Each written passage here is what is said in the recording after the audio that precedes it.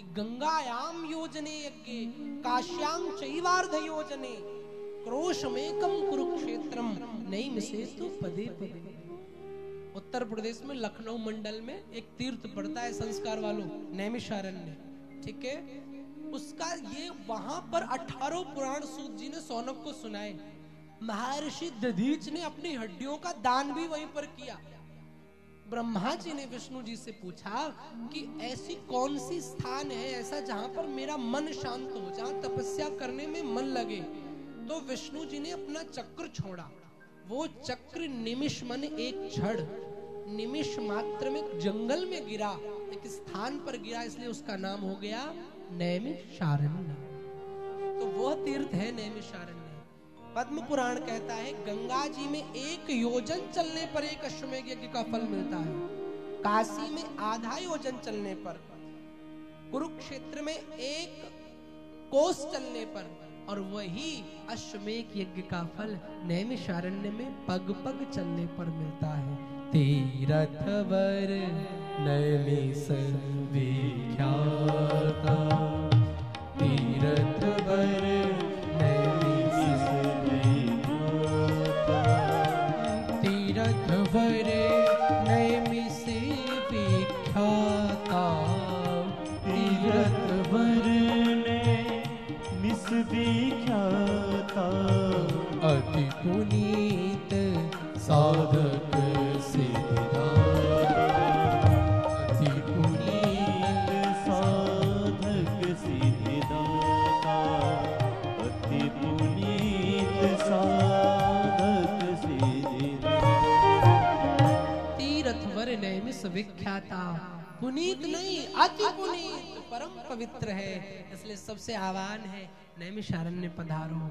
और एक बात कहूं, ये जो विश्व सनातन सेवा चैरिटेबल ट्रस्ट है, इसका एकमात्र मोटिव है कि सनातन की सुरक्षा हो।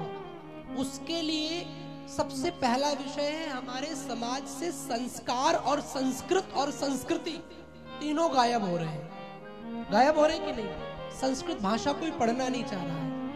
तो उस भाषा को बचाने के लिए नैमिषारण्य तीर्थ में सनातन गुरुकुलम का निर्माण किया जा रहा है, जिसमें अनाथ बच्चे, असहाय बच्चे, उनको संस्कृत की शिक्षा देकर योग्य आचार्य बनाया जाता है, योग्य विद्वान बनाया जाएगा।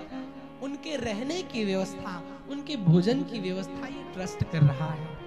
तो आप सबसे निवेदन है, जो टीवी पर आप कथा देख रहे हैं, यहाँ पर जो भी आपके टीवी स्क्रीन पर अकाउंट डिटेल चल रही है, आप उसमें अपना सहयोग करके ऐसे इस ट्रस्ट के संकल्प को आगे बढ़ावे, क्योंकि जब आप लोग आगे आएंगे तभी सनातन गुरुकुलम बनेगा और वो बच्चे जो पढ़ शिक्षा से दूर हैं उनको उचित शिक्षा और उचित संस्कार मिलेंगे। इसलिए सभी लोग सहयोग के लिए आगे बढ़े।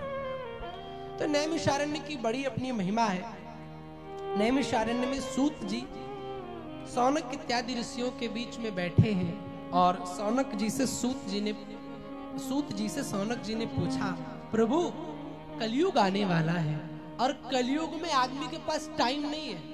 आजकल आदमी डोनेशन दे देगा महाराज जी, 1 लाख की पर्ची काट देगा, पर उससे कहो 3 घंटे कथा में बैठ जाओ, पैसे तो ले जाओ पर कथा के लिए समय नहीं है कि नहीं? ऐसा आजकल के व्यक्ति के पास सब कुछ है पर समय नहीं है।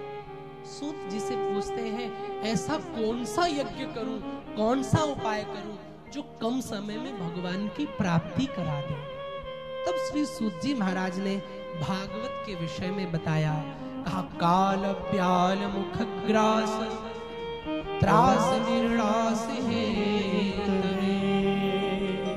श्रीमद् भागवतम शास्त्रम कलो की।